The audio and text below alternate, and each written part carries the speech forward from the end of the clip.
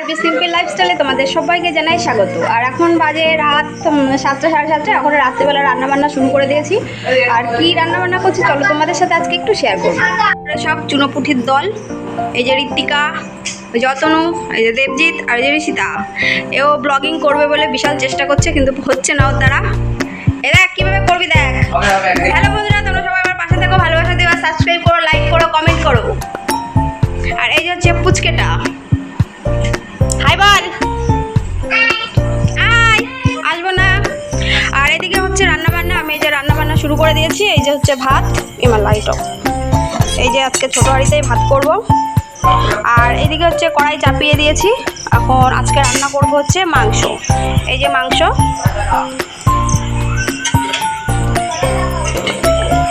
আর এদিকে এই যে মশলা বেটে রেখেছি। দুটো মিক্সারের বাটিতে দুটো মশলা আমার না, এটা আমার ছোটো জায়ের, আর এটা হচ্ছে আমার। ওটা লাল, ওটা সাদা। আর ও এদিকে রান্না করছে, ওরও এক সেম, আমি যা রান্না করবো ও তাই। ওর যে ভাত হচ্ছে, আর এদিকে হচ্ছে মাংস করবে, পেঁয়াজ কেটে রেখেছে। আর এদিকে চলো তাহলে রান্না বান্না শুরু করি।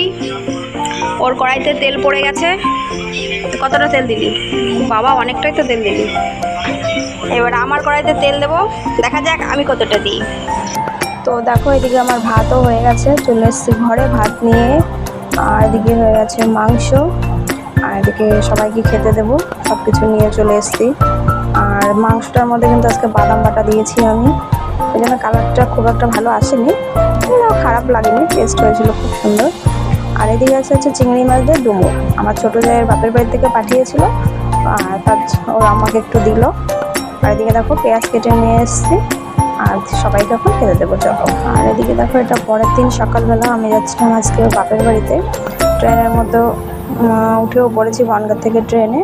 আর এদিকে দেখো ছুটছে এখন ট্রেন, যাচ্ছি বাপের বাড়ি, অনেকদিন পরেই যাচ্ছি। যাই চলো তোমাদের সঙ্গে সেটা শেয়ার করি।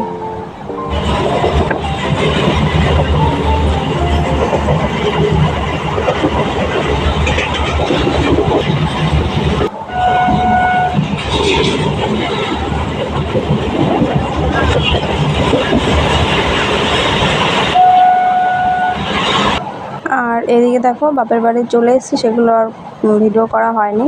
এটা হচ্ছে দুপুরবেলা। এদিকে ভাত বসিয়েছে মা, সিদ্ধ ভাত। আর এদিকে পুঁই শাক পাতা, পটল, আলু, পেঁপে সব কিছুই সিদ্ধ দিয়ে এখন গরম গরম ভাত করবে। মা আমাকে দেখতে দিয়ে মা গেছে স্নান করে পুজো দেবে বলে, আমি বললাম আমি দেখে নেব। আর এদিকে আমার ছেলে ঘুমোচ্ছে, ভীষণ গরম।